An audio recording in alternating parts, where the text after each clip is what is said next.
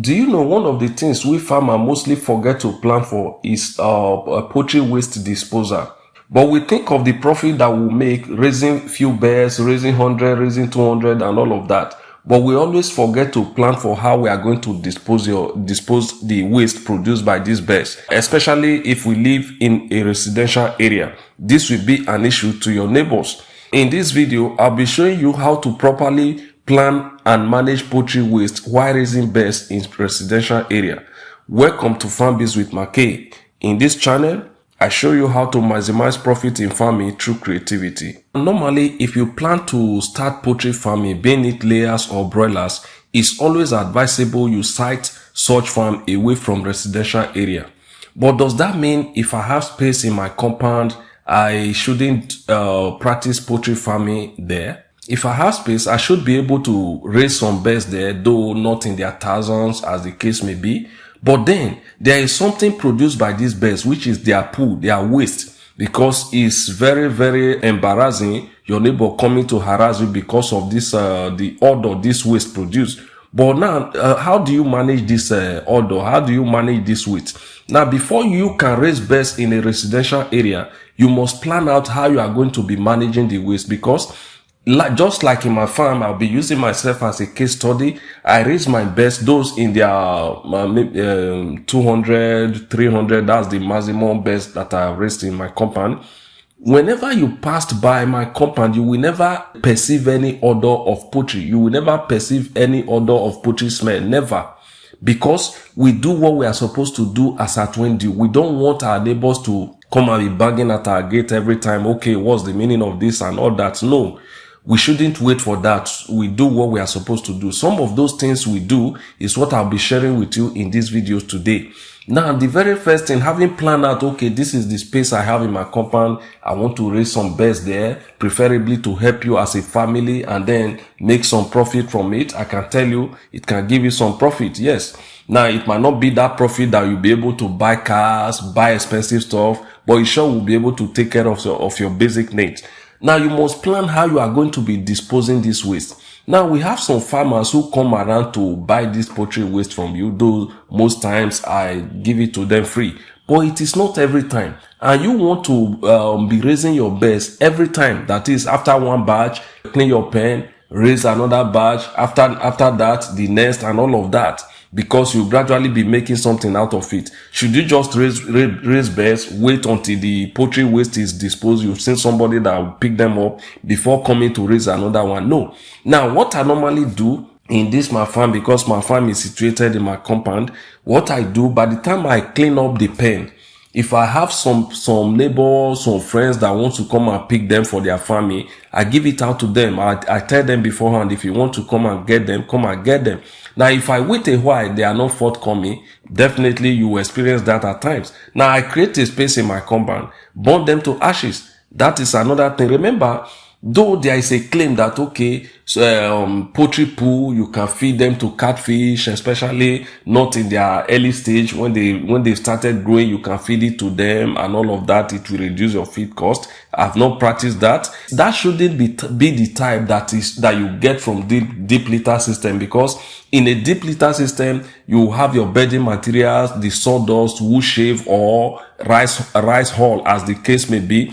So the poo will be mixed with these bedding materials. Definitely, you won't be able to feed this that you get from a deep litter system to catfish, as the case may be, though I've not practiced that. So I believe the type of poo they feed to them are those ones you get from cage system, the poo that drops from the cage system. In most cases, they dry it before feeding them to the catfish. So if that's the case, some catfish farmers will come and get some of those ones and then feed. But should you wait for them to come and get it? Because the more this waste stay in your farm, the more it will be smelling, and the more your neighbors will gradually be coming to shout at you. But we don't want that. We get them, burn them to ashes, because they burn gradually, not that fast. Or otherwise, if you have this waste disposal and management, you bag them, give it to them. What we are interested in, because the profit that those waste bring as total revenue is not much, is very, very little. At times, the money they even buy a bag of such poultry manure It's nothing to write home about. So you can just bag them, give it to waste disposal. They will go and dispose it for you if you are living in a residential area. But another great thing you could do is, if for instance you have an expanse of land, a very large space of land where you can farm with those manure, it will be very, very helpful for you. But in case you don't have that space, just like most of us that do not have that space to farm with the manure that the poultry produce for us, so you can dispose it this way. Ensure the day that those waste disposal come around, ensure they are bagged. You don't normally need to leave it inside the rain. You must cover them with tarpaulin or nylon so that rain doesn't get to them. As soon as rain drops on them, before you know it, everything will be smelling. Just like the last batch I raised, I discovered that I have about close to 20 bags of those 25 kg feet. By then, I didn't have a space to farm with it. So I had to just gather them, burn them to ashes, and the whole place is cleared up. So this is very important if you don't want your neighbors to come and be shouting at you if you are raising your birds in a residential area. Like I always tell people, make do with what you have. If you have a space in your compound that can raise for you 25 birds, that can raise for you 50 birds, 100, 150, 200 as the case may be, go ahead. Give it a try, because you'll be so happy at the end of the production. Now, normally what I advise people to always do is few birds in a residential area, because you can't start a poultry farm of about 2,000 birds, 5,000 birds in a residential area. No, the waste that those birds are going to produce will be so massive. The order will be so much, except you have already planned out how you are going to be disposing the waste, or whenever it drops. Like the way I manage the waste here in this farm, if you've been following my video for some time, we don't wait until there is a whole lot of ammonia built up in our pen, flies flying up and down, everywhere smelling, before we come to replace our litters. No. By the time we discover that, okay, it's been about 3, 4, 5, even 1 week max, we replace it. But at times we do also replace our bedding materials in less than a week that we place them. This is because physical observation plays a lot. Your nose perceiving what is going on in the pen is also very important. When we discover that, okay, there is need for replacement, we replace. Remember, the aim is that we don't want to wait until our neighbors started shouting before coming to replace it. No, because not everyone even knows that, okay, I'm raising birds in my compound, except I tell them, or except that, okay, they see people coming to buy. That's when they know, because the order, you will never perceive that order, because I don't wait for the whole thing to be messed up before replacing my litters. No, that means every week the birds are generating a whole lot of waste for me. So assuming I'm raising about 500, for instance, so you could imagine the level of waste. So how do I manage all of this? Either you package them, all those waste disposal that do come around, give it to them to go and dispose, or gather them somewhere during sunny day, light it up, it will burn to ashes gradually. Within 24 hours, the whole thing will burn to ashes.